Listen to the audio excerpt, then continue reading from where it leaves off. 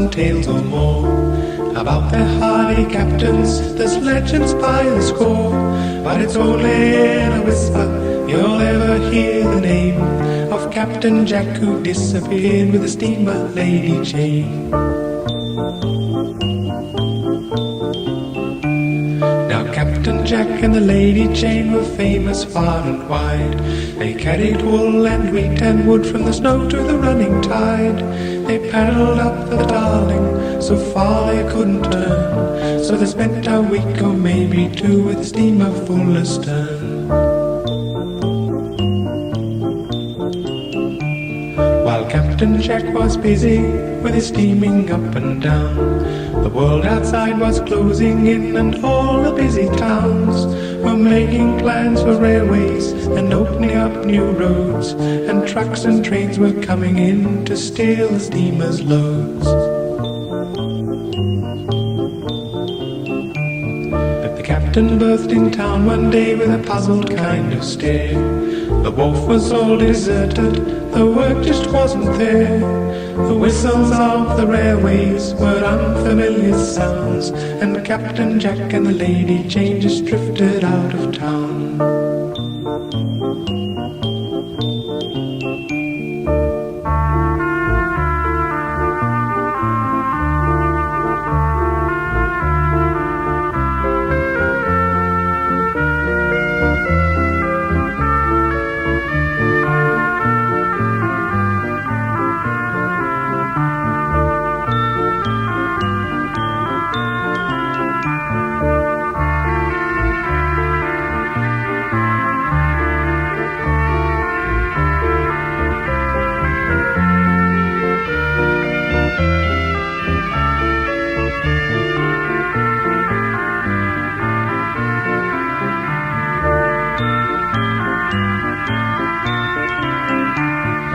Years down at the junction, the Lady Jane was tied.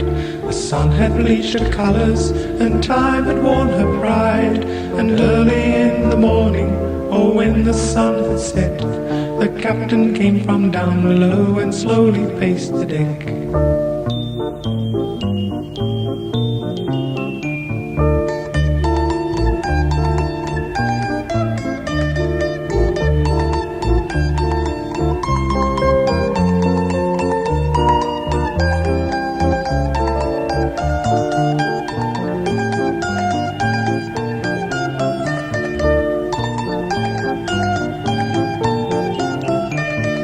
Then one day a flood came down the like you never saw.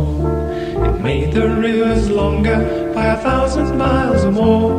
The Lady Jane, she trembled, and Captain Jack, he smiled, for he had a wondrous notion of a journey to the wild. And some say 'twas with madness, but others say with glee. The captain steamed the engine up and set the lady free. He threw away the mooring rope and axed the anchor line, as he cried, "Take that, you scoundrels, you've wasted all my time." The lady swung her nose out, the river flowing fast, and Jack up in the wheelhouse cried, "We're free at last." The ducks flew off in terror at the mighty whistle scream, and Captain Jack and the Lady Jane churned their way upstream.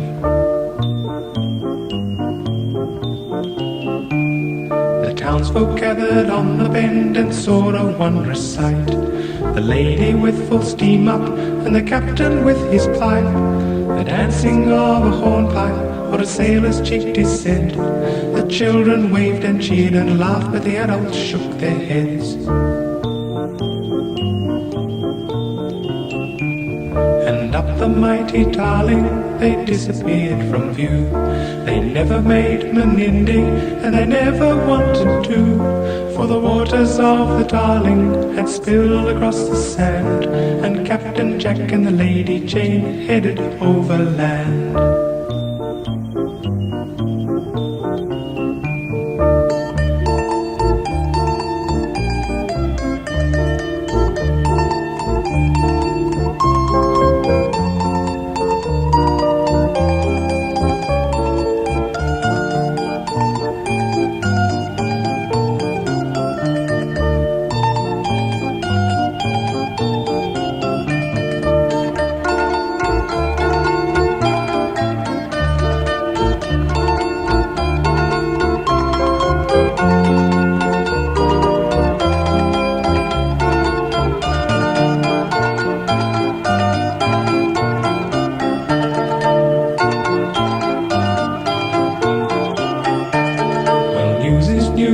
common folk just love a tale or two.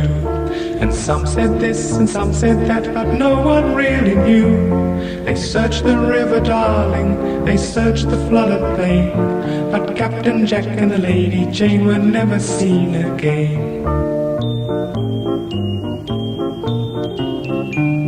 So years went by and riverboats just faded from the scene, and times were called progressive, whatever that may mean.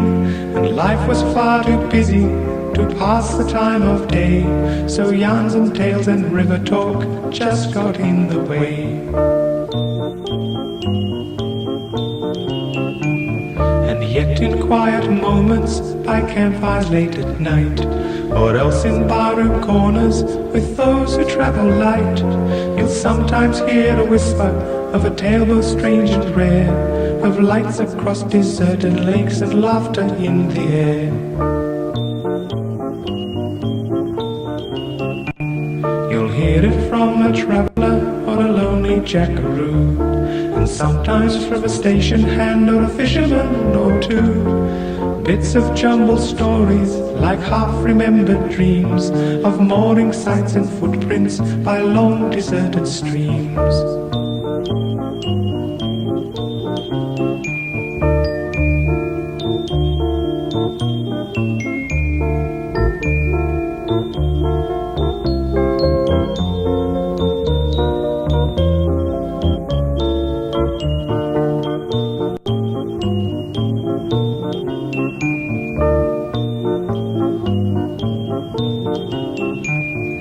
One will tell a version of a sighting close at hand, where a ghostly sort of steamer drifted across the land, and lots of ancient rivermen were leaning on the rail, swapping yarns and river talk and drinking mugs of ale.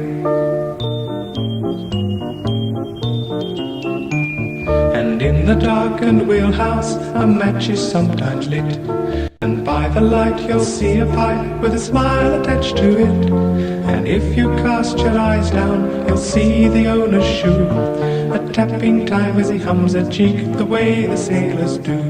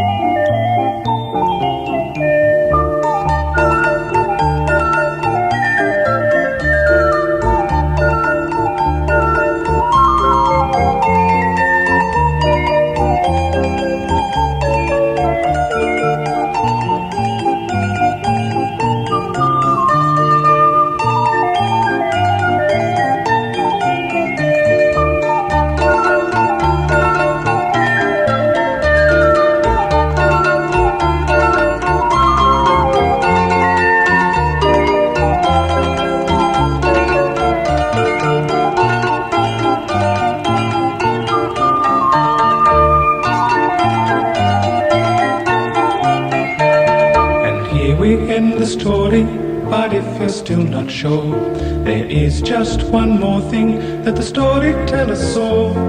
Above her mighty paddles was a steamer's faded name. It seemed to be two words, and the second one was Jane.